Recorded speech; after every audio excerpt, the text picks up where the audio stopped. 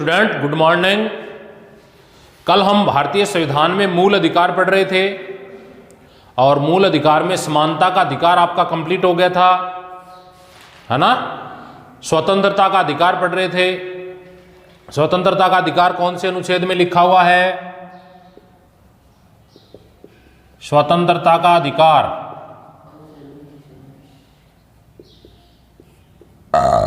अनुच्छेद 19 से 22 और हम अनुच्छेद 19(1) कै से 19(1)(6) तक 6 प्रकार की स्वतंत्रता पढ़ चुके थे। ठीक है, 6 प्रकार की 19(1) कै से लेकर 19(1)(6) तक हम कितने प्रकार की स्वतंत्रता पढ़ चुके थे? 6 प्रकार की स्वतंत्रता पढ़ चुके थे। अब इसमें देखो कौन कौन से अनुच्छेद शेष बच गए। अनुच्छेद 20, 21 और 22। ठीक है, अनुच्छेद 20, 21 और 22। तो देखो सबसे पहले बात करते हैं अनुच्छेद 20। अनुच्छेद 20 के अनुसार, या यूं कहें अनुच्छेद 20 में क्या लिखा हुआ है? दोष अपराधों के लिए दोष सिद्धि के संबंध में संरक्षण। अपराधों के लिए दोष सिद्धि के संबंध में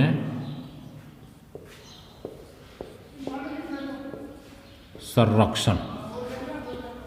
अपराधों के लिए दोष सिद्धि के संबंध में संरक्षण का मतलब है किसी व्यक्ति ने कोई अपराध किया है ना, या अपराध नहीं किया है, तो नहीं करने की स्थिति में उसे न्यायालय के समक्ष या उससे पहले अपने बचाव के रास्ते अपनाने की छूट है ना। यानी उसको बचना तो पड़ेगा, यदि किया है तो भी बचने का प्रयास करेगा, नहीं किया तो भी बचने का प्रयास करेगा। तो अपराधों के लिए दोष सिद्धि का मतलब है कि आपने जो अपराध किया है उसको दोष सिद्ध करे सरकार, और इसके लिए आप मुक्त होने के लिए अपने व्यक्ति को, है ना, अपने को इससे छुटकारा पाने के लिए आप वकील का परामर्श कर सकते हैं। ये सब दोष सिद्धि के संबंध में संरक्षण है। तो देखो, जब तक किसी व्यक्ति ने अपराध के समय कोई कानून उसका उल्लंघन नहीं किया है ना, जब किसी व्यक्ति ने अपराध के समय लागू कोई कानून है उस कानून का उल्लंघन नहीं किया हो, पहली बात। नंबर 2, किसी व्यक्ति को एक अपराध के लिए एक से अधिक बार सजा नहीं दी जा सकती। और नंबर 3, किसी व्यक्ति को अपराध के लिए जो निर्धारित सजा है उस सजा से ज्यादा सजा नहीं दी जा सकती। ये 3 बात आपके इसमें लिखी हुई है। तो देखो एक बार दोबारा देख लो, अनुच्छेद 20 में क्या लिखा हुआ है भाई? अपराधों के लिए दोष सिद्धि के संबंध में संरक्षण की बात कही गई है ना। और दोष सिद्धि के संबंध में 3 प्रकार का है कि भाई, पहली बात है कि अपराध के समय, है ना, पहली बात क्या है? अपराध के समय यदि किसी व्यक्ति ने लागू कोई कानून का उल्लंघन किया तो उसको अपराध घोषित किया जाएगा। दूसरी बात है, अपराध के समय जो लागू आपने कानून का उल्लंघन किया है तो अपराध के लिए एक जो अपराध है उसकी सजा आपको बार बार नहीं मिल सकती। एक अपराध की सजा आपको कितनी बार मिलेगी? एक बार मिलेगी। एक बार आपने अपराध किया तो सजा भी एक बार मिलेगी। और अगला है, किसी व्यक्ति को अपराध के समय जो निर्धारित सजा है, जैसे मान लो किसी अपराध की 5 साल सजा है, किसी अपराध की 6 साल सजा है, तो निर्धारित सजा से ज्यादा सजा नहीं मिलेगी। ठीक है, तो ये है अपराध दोष, ये अपराधों के लिए दोष सिद्धि के संबंध में संरक्षण, अनुच्छेद 20। क्लियर? अब देखो अनुच्छेद 21। अनुच्छेद 21 के अनुसार, अनुच्छेद 21 में क्या लिखा हुआ है? तो देखो, जीवन और व्यक्तिगत स्वतंत्रता का संरक्षण है। इसमें क्या है? जीवन एवं व्यक्तिगत स्वतंत्रता का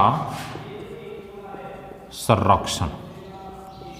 जीवन और व्यक्तिगत स्वतंत्रता का मतलब यह हुआ कि सभी व्यक्तियों को जीवन जीने का अधिकार है। किसी भी व्यक्ति के जीवन की, किसी व्यक्ति के जीवन को, है समाप्त हम नहीं कर सकते हैं। इसके अनुसार किसी भी व्यक्ति को जीवन या व्यक्तिगत स्वतंत्रता से हम हनन नहीं कर सकते, उनका किसी प्रकार का कोई बंधन हम नहीं कर सकते। ये बात भारतीय संविधान के अनुच्छेद किस में लिखी हुई है? 21 में लिखी हुई है।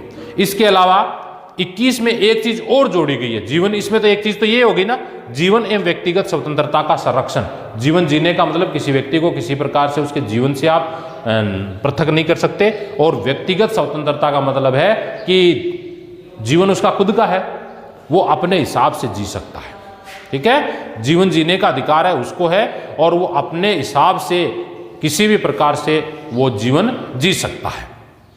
एक चीज और लिखी हुई है इसमें, अनुच्छेद 21 एक कै जोड़ा था एक बार, है ना, 21 कै में, है ना, 21 कै के अनुसार एक संविधान संशोधन हुआ था भाई 86वां।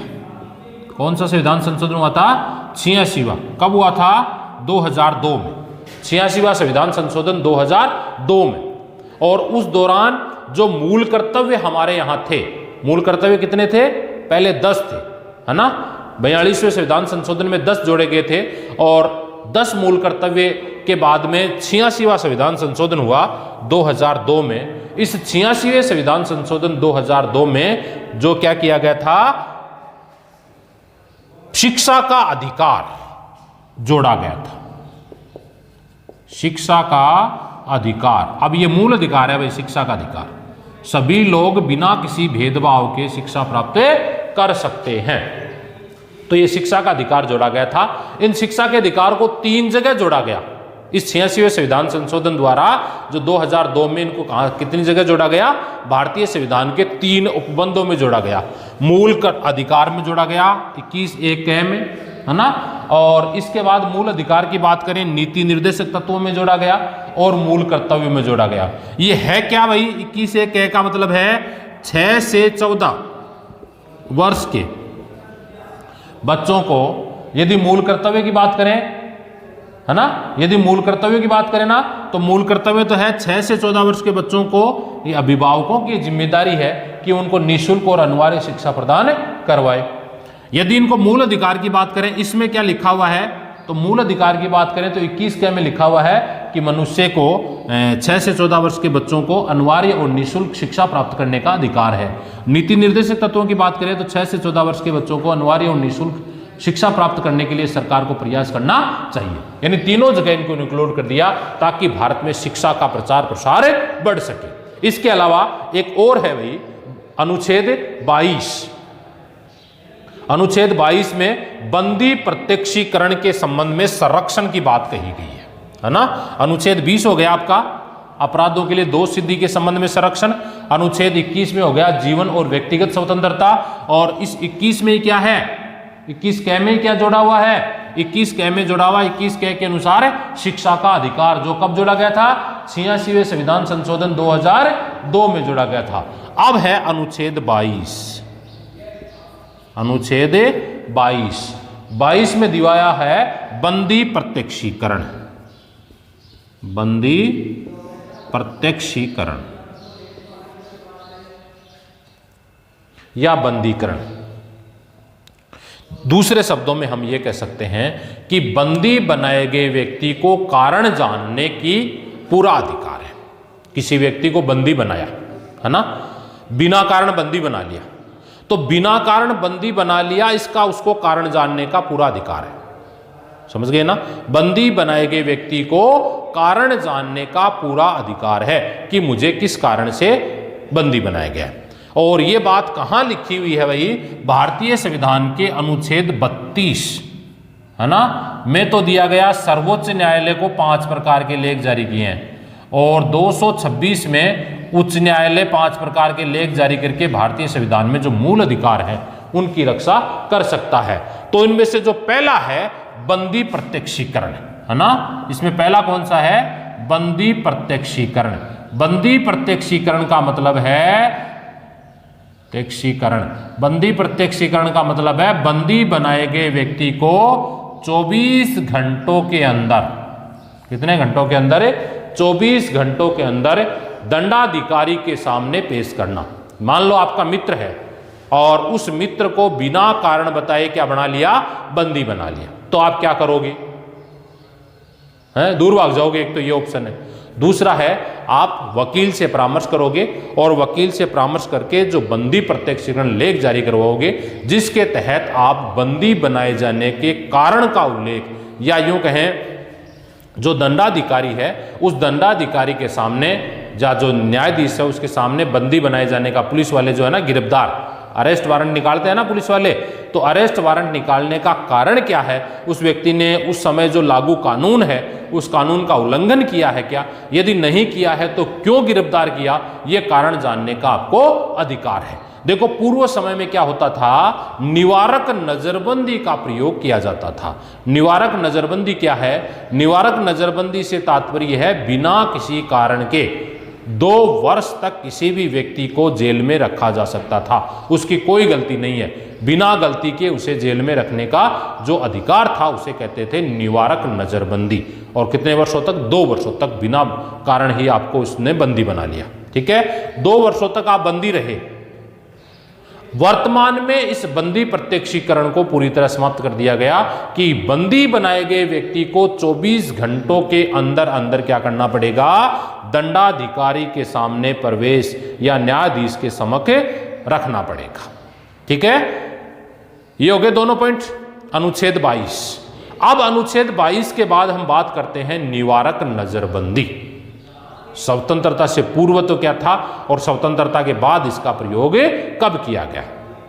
तो देखो निवारक नजरबंदी से क्या तात्पर्य है, निवारक नजरबंदी से अभिप्राय है बिना कारण बताए किसी भी व्यक्ति को बंदी बनाना निवारक नजरबंदी है। स्वतंत्रता से पूर्व अनेक बार निवारक नजरबंदी का बड़े पैमाने पर इस्तेमाल होता था। 1919 का जो अधिनियम था ना, उस अधिनियम में निवारक नजरबंदी का भी इस्तेमाल था। जब साइमन कमीशन आया था 1927 में ये जांच करने के लिए कि ये जो 1919 का अधिनियम है ये सही है या गलत है, तो हमारे बहुत सारे नेताओं ने इसे काला दिवस कहकर इनको वापस भगाओ, है ना, 7 सदस्य थे, इसमें 7 के 7 सदस्य अंग्रेज थे, वापस भगाओ इस आंदोलन को चलाया था, है ना। लाला लाजपत राय की लाठियों से उस पीट कर अंग्रेजों ने हत्या कर दी थी। ये सब कार्य उस दौरान हुआ था, निवारक नजरबंदी उस दौरान थी। और स्वतंत्रता के बाद यदि निवारक नजरबंदी की बात करें तो श्रीमती इंदिरा गांधी ने, है ना, 25 जून 1975 को आपातकाल की घोषणा की थी, है ना, आंतरिक अशांति की घोषणा की थी। तो आंतरिक आपातकाल की जब घोषणा हुई थी उस दौरान इन्होंने भी निवारक नजरबंदी का बड़े पैमाने पर इस्तेमाल किया था। बिना कारण बताए लोगों को जेल में डाल दिया गया था और 18 महीने तक लोग कहाँ रहे थे, जेलों में रहे थे बिना, जब तक वो क्या था, आपातकाल था। आपातकाल की घोषणा जब हुई थी उस दौरान 18 महीने तक, यानी उस दौरान भी निवारक नजरबंदी का बड़े पैमाने पर इस्तेमाल हुआ था। अब देखो किसी भी व्यक्ति को, हालांकि यदि हमें ऐसा लगे कि ये आतंकवाद से मिला हुआ व्यक्ति हो सकता है या टेररिस्ट हो सकता है, तो ऐसी स्थिति में हम किसी भी व्यक्ति को उस दौरान 3 महीने तक रख सकते थे। हालांकि एक बार 24 घंटों के अंदर मजिस्ट्रेट के सामने पेश करना पड़ेगा, फिर वो कह देगा भाई इसकी जांच करो। और जो अपराधी विशेष हैं, जो आतंकवादी हैं, टेररिस्ट हैं, उनको आज भी निवारक नज़रबंदी का प्रयोग बड़े पैमाने पर हम कर सकते हैं निवारक नज़रबंदी के तहत। तो देखो इसमें निवारक नजरबंदी का प्रयोग किस लिए किया जाता है। सबसे पहला है राष्ट्रीय सुरक्षा अधिनियम। किस लिए किया जाता है, राष्ट्रीय सुरक्षा अधिनियम। दिसंबर 1980 में राष्ट्रीय सुरक्षा अध्यादेश लाया गया था, है ना। राष्ट्रीय सुरक्षा अध्यादेश निवारक नजरबंदी का प्रयोग करने के लिए 1980 में क्या लाया गया था भाई, राष्ट्रीय सुरक्षा अध्यादेश। तो अब देखो अध्यादेश क्या होता है, क्या होता है अध्यादेश। भारतीय संविधान के अनुच्छेद 108 के अनुसार, है ना, भारतीय संविधान के अनुच्छेद 108 के अनुसार जब संसद का सत्र नहीं चल रहा होता है तो उस दौरान यदि हमें किसी कानून की आवश्यकता होती है तो उस दौरान राष्ट्रपति द्वारा जो कानून लागू किया जाता है उसे हम अध्यादेश कहते हैं। है ना। प्रधानमंत्री कोई कानून बनाकर देता है और उस कानून को राष्ट्रपति लागू कर देता है, ऐसे कानून को हम क्या कहते हैं भाई, अध्यादेश कहते हैं। अध्यादेश बनने के बाद, लागू होने के बाद जब संसद का सत्र चलेगा तो संसद का सत्र चलने के 6 सप्ताह यानी 42 दिन के अंदर अंदर वह विधेयक जो अध्यादेश था उस पर दोनों सदनों में वो अलग अलग या पृथक पृथक पारित होना आवश्यक है। यदि 6 सप्ताह के अंदर अंदर वो पारित नहीं होता है तो वह अध्यादेश क्या हो जाता है, समाप्त हो जाता है। तो 80 में तो अध्यादेश लाया गया, 80 में के बाद में 84 में इस अध्यादेश को कानून का रूप दिया गया या यूं कहें कानून बनाया गया। इस कानून का मुख्य लक्ष्य था निवारक नज़रबंदी को मजबूत करना और साथ ही साथ जो उस दौरान जो आतंकवादी है ना, टेररिस्ट जो थे लोग, उन टेररिस्ट लोगों से भारत की कैसे सुरक्षा हो, इसके लिए 1984 में राष्ट्रीय सुरक्षा कानून लागू किया गया था। दूसरा संशोधन अध्यादेश जारी किया और अध्यादेश में जम्मू कश्मीर के अतिरिक्त संपूर्ण भारत में लागू हो गया और इसमें यह कहा गया कि जो भी निवारक नज़रबंदी है, किसी भी व्यक्ति को निवारक नज़रबंदी का प्रयोग तभी किया जाएगा जब वो किसी आतंकवादी गतिविधि में लिप्त पाया जाता है, आतंकवाद से संबंध में उनके किसी आतंकवादी जो संगठन है उसके साथ उनके कोई रिश्ते हैं। ऐसी स्थिति में आप निवारक नज़रबंदी के आधार पर किसी व्यक्ति को गिरफ्तार कर सकते हैं, उसको कारण बताने की आपको आवश्यकता नहीं है। बाकी सामान्य जो वर्ग के लोग हैं, बाकी और कोई वर्ग का लोग है, कोई गड़बड़ की है, कोई अपराध किया है, तो अपराध के संबंध में उसको 24 घंटों के अंदर अंदर दंडाधिकारी के सामने पेश करना आवश्यक है। यदि दंडाधिकारी के सामने पेश नहीं किया जाए तो इसका जवाब देना पड़ेगा। अब जैसे मान लो कोई छुट्टी आ गई तो 24 घंटों के अंदर पेश नहीं कर सकते हैं, नहीं कर सकते ना। यदि कोई छुट्टी का प्रावधान आ गया तो 24 घंटों में पेश नहीं करेंगे। छुट्टी के अलावा या आपको यात्रा का समय उसमें शामिल नहीं होगा। मान लो जैसे यहाँ से किसी व्यक्ति को आपको जयपुर दंडाधिकारी के सामने पेश करना है या जिला न्यायालय में दंडाधिकारी के सामने पेश करना है, किसी खंड न्यायालय में, और अनुसूचित जाति और जनजाति का मामला है तो अनुसूचित जाति और जनजाति का मामला है, उसकी सुनवाई है वो खंड स्तर के न्यायालय में नहीं होती, वो किस न्यायालय में होती है, जिला स्तर के न्यायालय में होती है। तो जिला स्तर के न्यायालय में किसी बंदी बनाए गए व्यक्ति को पहुंचाना है तो यात्रा के दौरान 1 घंटा, 1.5 घंटा, 2 घंटा, 5 घंटा जितने भी लगे, है ना। यदि मान लो बस में जाए तो ज़्यादा भी लग सकता है समय, तो उस समय को 24 घंटों के अंदर शामिल नहीं किया जाएगा। बाकी जो है आपने गिरफ्तार किया है जो उसका फिक्स टाइम होगा, उस टाइम से लेकर अगले 24 घंटों के अंदर दंडाधिकारी के सामने कारण बताना आवश्यक है। और ये जो राष्ट्रीय सुरक्षा अधिनियम बना 1980 में, फिर 1984 में दूसरा संशोधन किया गया उसमें, और उसके माध्यम से राष्ट्र की एकता और अखंडता को बनाए रखने के लिए निवारक नज़रबंदी का प्रयोग हमें कर सकते हैं। और इसका एक दूसरा और अधिनियम बना भाई, इसको गैर कानूनी गतिविधि निवारक अधिनियम, और इसको हम कहते हैं पोटा। हालांकि पोटा वर्तमान में समाप्त हो चुका, 2002 में इसको समाप्त कर दिया गया पोटा को। और पोटा भी क्या है, आतंकवादी कानून है। आतंकवादी लोगों के लिए, जो टेररिस्ट जो लोग हैं उनके लिए बनाया गया क्या है, कानून है ना। तो देखो पोटा क्या है, इसमें पोटा कानून को समाप्त करने के बावजूद भी राष्ट्रीय और अंतर्राष्ट्रीय स्तर पर आतंकवाद से निपटने के लिए कठोर कानून की आवश्यकता अनुभव की गई। 2004 में गैर कानूनी गतिविधि निरोधक अध्यादेश जारी किया, इसमें पोटा के कई प्रावधान शामिल किए गए। ये देखो कौन कौन से थे। निवारक निरोध अधिनियम का मूल्यांकन की बात करें तो देखो निवारक जो कानून है आपका, उसमें 2 प्रावधान किए गए, भारत की राष्ट्रीय सुरक्षा अधिनियम 1984 और पोटा को समाप्त कर दिया गया है। ये जो कानून हैं इनकी उपयोगिता की बात करें तो अच्छे तो हैं ही हैं ये, इसके साथ ही साथ अच्छे तो क्यों हैं, क्योंकि देश की एकता और अखंडता से बड़े चीज़ कुछ नहीं है ना।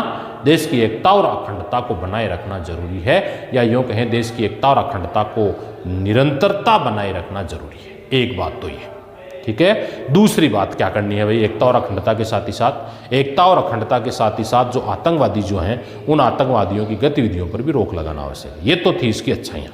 अब कमियां हर चीज़ में निकाली जा सकती हैं, तो इसकी पहली कमी तो ये है कि इसका दुरुपयोग ज़्यादा हुआ है। जो पोटा कानून है ना, इस पोटा कानून का जो अंतर्राष्ट्रीय आतंकवाद के संदर्भ में था, इस अंतर्राष्ट्रीय आतंकवाद से संबंधित जो कानून है, इस कानून का दुरुपयोग अधिक हुआ है, दुराचार के आधार पर, जिसमें द्वेष की भावना के आधार पर इस पोटा कानून में इसको डाल दिया गया। ये था आपका अनुच्छेद 22। ठीक है। आप स्वतंत्रता का अधिकार आपका क्या हो गया भाई, पूरा हो गया। एक बार दोबारा देख लो स्वतंत्रता के अधिकार को। देखो स्वतंत्रता का अधिकार अनुच्छेद 19 से 22 में लिखा हुआ है। 19(1) से लेकर 6 तक आप कल पढ़ चुके थे, और 19(1) ये उसके बाद में 20, 21, 22 3 अनुच्छेद और बचे थे स्वतंत्रता के अधिकार में। तो देखो अनुच्छेद 20 में क्या लिखा, अपराध के लिए दोष सिद्धि के संबंध में संरक्षण, यानी जो व्यक्ति उस समय जो अपराध है वो यदि नहीं किया तो उस पर किसी प्रकार का कोई विवाद नहीं चलेगा। और अनुच्छेद 21 में क्या लिखा, जीवन और व्यक्तिगत स्वतंत्रता, सभी व्यक्तियों को जीवन जीने का अधिकार क्या है, बराबर है, जीवन जीने की स्वतंत्रता है, वो आराम से अपना जीवन व्यतीत कर सकता है, उसके साथ किसी प्रकार का कोई भेदभाव नहीं किया जाएगा। और 21(1) के अनुसार शिक्षा का अधिकार जोड़ दिया गया।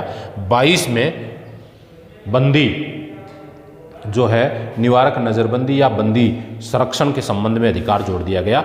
और उसके बाद में 22 में ही 3-4 अधिनियम और बनाए गए। अब हम बात करते हैं अनुच्छेद 23 और 24। अब देखो तीसरा जो अधिकार है वो कौन सा है, शोषण के विरुद्ध अधिकार। और कितने अनुच्छेदों में लिखा हुआ है, 2 अनुच्छेद, ठीक है। तो देखो अनुच्छेद 23 के अनुसार, अनुच्छेद 23 के अनुसार 23 में क्या लिखा हुआ है, अनुच्छेद 23 में लिखा हुआ है मानव के क्रय विक्रय और बेगार प्रथा पर रोक। मानव के क्रय विक्रय एवं बेगार प्रथा पर रोक। आप देखो पूर्व समय में, है ना, जब राजा महाराजाओं का यहां शासन था तो एक प्रथा चलती थी, दास प्रथा। कौन सी प्रथा चलती थी, दास प्रथा। इस अनुच्छेद के तहत, कौन से अनुच्छेद के तहत, 23 में दास प्रथा को पूरी तरह से समाप्त कर दिया गया, ठीक है। दास प्रथा में क्या होता था, मानव खरीदे और बेचे जाते थे। जैसे हमारे यहाँ पशु बेचे जाते हैं ना, गाय भैंस बकरियां बेचते हैं कि नहीं बेचते हैं, एक व्यक्ति खरीद ली, दूसरे को बेच दी, दूसरे तीसरे को बेच दी, ऐसे। तो दास प्रथा में भी क्या होता था, मनुष्य को खरीदा और बेचा जाता था, और जो दास खरीद लिया वो उनके यहाँ काम करता था, उसको किसी प्रकार का कोई पैसा नहीं मिलता था, बिन पैसे के वो काम करता था, निःशुल्क सेवाएं देता था, मतलब पूरी तरह से निःशुल्क सेवा देने का काम करता था वो। लेकिन हमने क्या किया, कौन से अनुच्छेद में, अनुच्छेद 23 में पहला काम किया, दास प्रथा का अंत किया। दास प्रथा का अंत करने के साथ ही मानव का क्रय विक्रय जो था, मानव को खरीदना और बेचना जो था, इसको समाप्त किया। और इसके साथ ही साथ बेगार प्रथा, बेगार प्रथा से तात्पर्य है कि पहले मनुष्य से काम करवाया जाता था निःशुल्क, है ना, पैसे काम करने के बदले कुछ नहीं मिलेगा, तो इस प्रथा को भी समाप्त कर दिया। यदि आप किसी से काम करवाओगे तो काम के बदले में आपको क्या देना पड़ेगा, वेतन देना पड़ेगा, उसको सैलरी देनी पड़ेगी, उनको तनख्वाह देनी पड़ेगी, आपको काम के बदले उन्हें मजदूरी देनी पड़ेगी, है ना। और पहले के समय में क्या होता था, मानव को क्रय विक्रय करते थे, दास प्रथा थी, और दास प्रथा के कारण लोग क्या करते थे, बिना पैसे के काम करवाते थे, उनको केवल खाने पीने में, यानी खाने के बदले, रोटी के बदले काम करना पड़ता था। इस प्रथा को उन्होंने रोक लगा दी है कि किसी भी व्यक्ति को आप खरीद और बेच नहीं सकते और निःशुल्क रूप में कार्य नहीं करवा सकते। देखो कोई यदि निःशुल्क सेवा देना चाहता है, जैसे कोई मंदिर का निर्माण कर रहे हैं और मंदिर के निर्माण में कहेगा तो निःशुल्क श्रमदान करूंगा, तो कर सकता है, उस पर कोई रोक नहीं है। लेकिन जोर जबरदस्ती, है ना, जोर जबरदस्ती आप अपने घर ले गए और घर ले जाकर कहोगे कि भाई यार डोका बांटो, हैं, तो शाम को उसको सैलरी चाहिए, तो जो एक दिन की मजदूरी चाहिए, दिहाड़ी, है ना। आप दिहाड़ी नहीं दोगे तो क्या काम चल सकता है। यदि आप दिहाड़ी नहीं दो उसको, एक दिन की मजदूरी नहीं दो उसको, एक दिन की बेगार नहीं दो, तो वो किस अनुच्छेद का सहारा ले सकता है, अनुच्छेद 23 का सहारा ले सकता है। अब एक मान लो कि आप किसी व्यक्ति को खरीद के ले आए, है ना, जैसे नेपाल वाले, नेपाली, इनको खरीद के ले आए, खरीद नहीं सकते आप, न उनको आप बेच सकते, है ना, उनको आप मजदूरी में रख सकते हो, मजदूरी में उनको काम करवा सकते हो, और काम करने के बाद में जो इनका पैसा होगा वो उनको पैसा लुटाना पड़ेगा। क्लियर। ये तो बात किस में लिखी हुई है, अनुच्छेद 23 में। अनुच्छेद 24 में बाल श्रम का निषेध किया गया है। अनुच्छेद 24 के अनुसार बाल श्रम का निषेध खतरनाक जगह पर कितने वर्ष के बच्चों को, अभी शिक्षा का अधिकार पढ़ा था ना आपने 21(1) में 6 से 14 वर्ष के बच्चों को, तो 14 वर्ष से कम उम्र के बच्चों को, कितने उम्र से, 14 वर्ष से कम उम्र के बच्चों को आप खतरनाक काम पर नहीं लगा सकते, किसी खाद्यान्न में नहीं लगा सकते, किसी कल कारखाने में नहीं लगा सकते, किसी होटल में नहीं लगा सकते, मतलब 14 वर्ष से कम उम्र के बच्चों को आप ऐसे कार्यों में संलग्न नहीं कर सकते। और यदि ऐसा करते पाया जाता है कोई व्यक्ति, तो जो लगा रखा है ना, लगा रखे उस व्यक्ति के विरुद्ध कार्रवाई की जाएगी।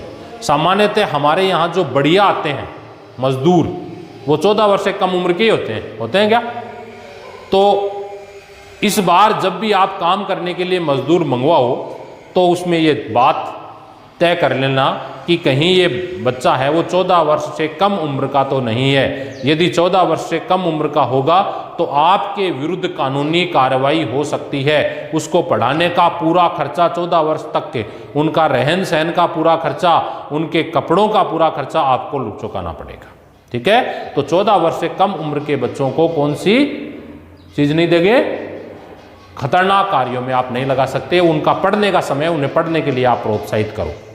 मान लो आपको किसी होटल में 14 वर्ष से कम उम्र के बच्चे हैं, तो ऐसी स्थिति में आप लिखित पत्र और उनकी फोटो भेज सकते हो न्यायालय में, है ना। अब न्यायालय कार्रवाई करेगा, गुप्त नाम से भेज दो तो न्यायालय वहां जाएगा, औचक निरीक्षण करेगा। वहां यदि वो वैसा पाया जाता है तो होटल मालिक के विरुद्ध कानूनी कार्रवाई की जाएगी। इसलिए जब भी आपको ऐसा लगे कि हमें इस बच्चे की जिंदगी को सुधारना है ना, तो उससे पहले पूछो बेटा कैसी परिस्थितियां हैं आपकी, किस कारण से आप काम कर रहे हो। यदि वास्तविक परिस्थितियां हैं तो उसको पढ़ने के लिए जो होटल का मालिक है वो पूरी सुविधाएं उपलब्ध करवाएगा। ठीक है, आप देखो अगला है धर्म की स्वतंत्रता, अनुच्छेद 25 से 28। अनुच्छेद 25 से 28 तक। नंबर 4 है धार्मिक स्वतंत्रता। धार्मिक स्वतंत्रता का अधिकार। और अनुच्छेद कौन सा भाई? अनुच्छेद 25 से 28 तक। अब देखो, पहले बात करें हम कौन से अनुच्छेद की?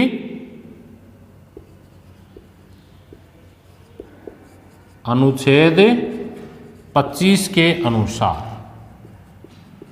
किस अनुच्छेद के अनुसार? 25 के अनुसार अंतःकरण की स्वतंत्रता है। अंतःकरण की स्वतंत्रता। अंतःकरण की मतलब है आप अपनी आत्मा पर स्वतंत्र हो। अंतःकरण का मतलब है आप अपनी आत्मा से पूरी तरह से स्वतंत्र हो। आप चाहे जिस धर्म की पूजा अर्चना कर सकते हो, चाहे जिस धर्म को आप मान सकते हो, कोई भी धर्म को अंगीकार कर सकते हो, उनका अनुकरण कर सकते हो, उनकी पूजा पद्धतियों को अपना सकते हो, उनके प्रचार प्रसार कर सकते हो। ये है अंतःकरण की स्वतंत्रता। अंतःकरण की मतलब आत्मा से आप पूरी तरह से स्वतंत्र हो। अनुच्छेद दूसरा है अनुच्छेद 25 के बाद कौन सा आएगा भाई? 26 के अनुसार। अनुच्छेद 26 में लिखा हुआ है धार्मिक मामलों को प्रबंध करने की स्वतंत्रता। अनुच्छेद 26 धार्मिक मामलों का प्रबंध करने की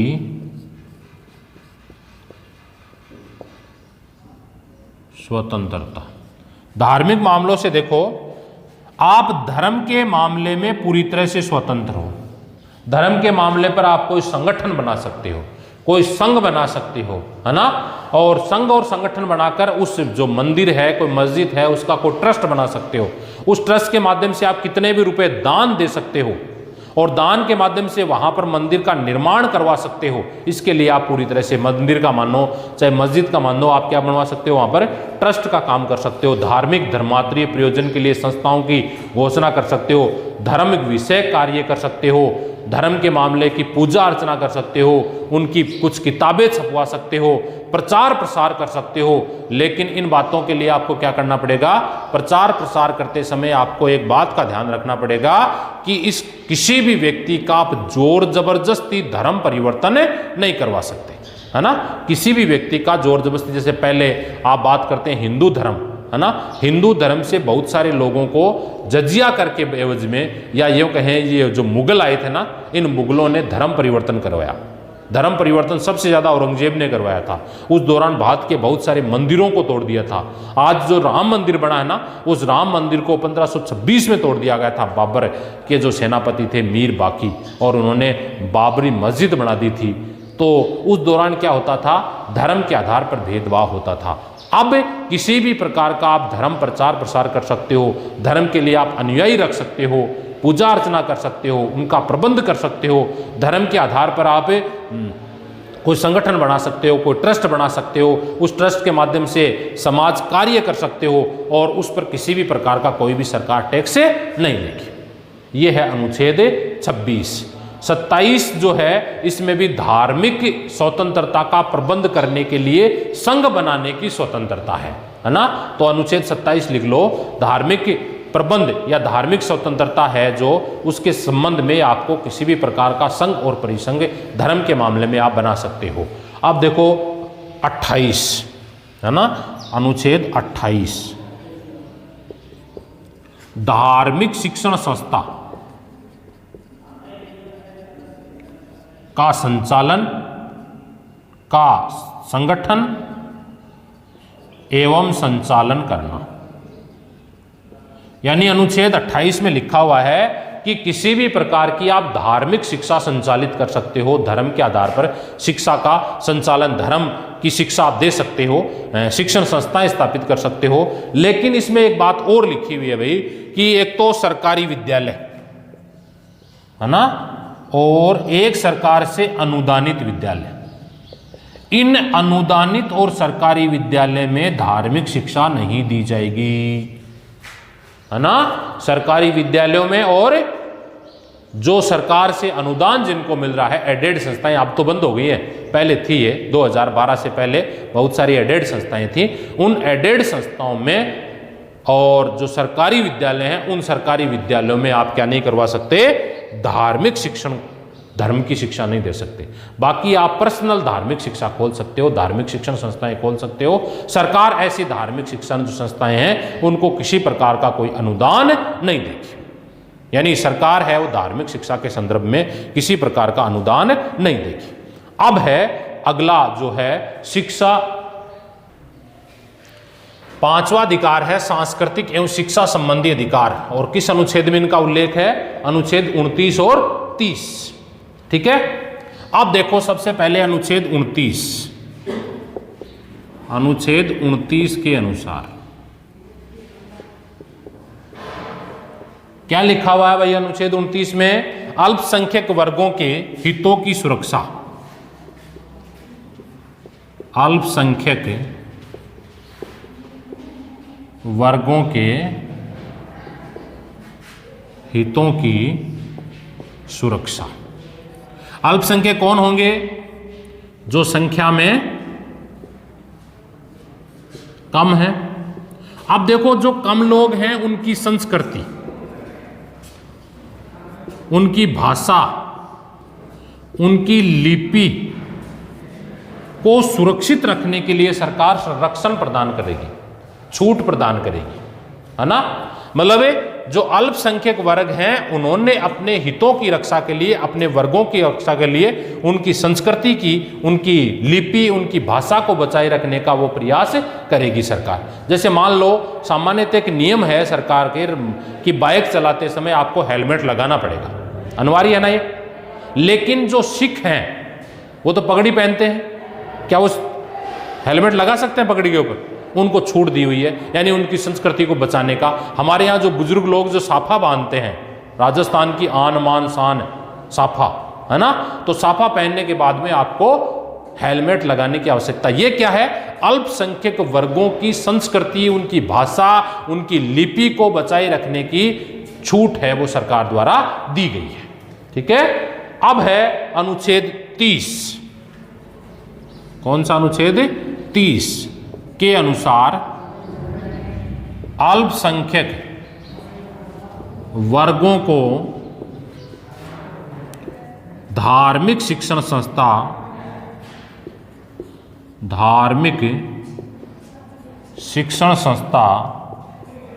संचालित करने का अधिकार। धार्मिक शिक्षण मतलब अल्पसंख्यक जो संख्या में कम है, उनकी संस्कृति, उनकी भाषा, उनकी लिपि बचाए रखने के लिए वो क्या कर सकते हैं? धार्मिक शिक्षण संस्था का गठन कर सकते हैं, धर्म के आधार पर शिक्षा दे सकते हैं। और इसके लिए एक बात का ध्यान रखना पड़ेगा, आप किसी भी व्यक्ति को जोर जबरदस्ती धार्मिक शिक्षा नहीं दे सकते, जोर जबरदस्ती किसी का धर्म परिवर्तन नहीं करवा सकते। इसके अलावा आप पूरी तरह से स्वतंत्र हो धार्मिक शिक्षा को बचाने के लिए या धार्मिक शिक्षण संस्था स्थापित करने के लिए पूरी तरह से स्वतंत्र हो। और एक लास्ट अनुच्छेद और बचा है आपका, या लास्ट अधिकार और बचा है, संवैधानिक उपचारों का अधिकार। संवैधानिक उपचारों का अधिकार देखो अनुच्छेद 32 में लिखा हुआ है। संवैधानिक उपचारों का अधिकार कौन से में लिखा हुआ भाई? अनुच्छेद 32। अंबेडकर ने इसके बारे में कहा है, यदि मुझसे कोई ये पूछे कि ऐसा कौन सा अधिकार है जिसके बिना मूल ये जो संविधान है वो मृत प्राय है, जिसका कोई औचित्य नहीं है, तो मैं अनुच्छेद 32 की ओर इशारा करूंगा, या मैं इसी अनुच्छेद की ओर इशारा करूंगा। इसके बिना मूल अधिकारों का कोई औचित्य नहीं है ना। यदि मूल अधिकारों का हनन होता है तो सर्वोच्च न्यायालय अनुच्छेद 32 के तहत 5 प्रकार के लेख जारी कर सकता है। कितने प्रकार के लेख जारी कर सकता है? 5 प्रकार के लेख जारी कर सकता है। बंदी, प्रत्यक्षीकरण, परमादेश, प्रतिषेध, उत्प्रेषण लेख और अधिकार प्रच्छा। ये 5 प्रकार के लेख जारी करके मूल अधिकारों की सुरक्षा प्रदान की जाती है। इसके अलावा यदि आप सर्वोच्च न्यायालय में नहीं जाना चाहते तो उच्च न्यायालय में भी अनुच्छेद 226 के तहत, कौन से अनुच्छेद के तहत? अनुच्छेद 226 के तहत 5 प्रकार के लेख जारी करके आप अपने अधिकारों की सुरक्षा प्रदान कर सकते हो। ये हो गए आपके मूल अधिकार कंप्लीट। क्लियर? ओके।